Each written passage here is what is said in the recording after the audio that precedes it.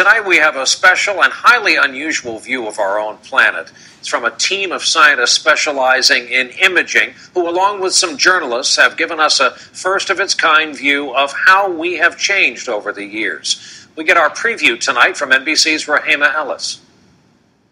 As the world turns and time passes, the changes to our planet are dramatic.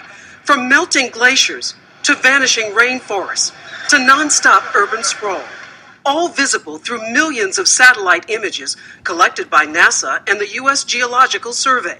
Google and Time magazine partnered to put the time-lapse images online. We've seen satellite images of Earth before. What makes this project so extraordinary? We're looking at 29 years of images from 1984 to 2012. The clarity is absolutely breathtaking. They include the rainforest of Brazil, the green seen disappearing over time. One area in the Amazonian rainforest used to be about the size of Nebraska. It has now lost 25,000 square miles, or like losing West Virginia. In Dubai, in the Middle East, the population has grown from 300,000 in 1984 to more than 2 million today.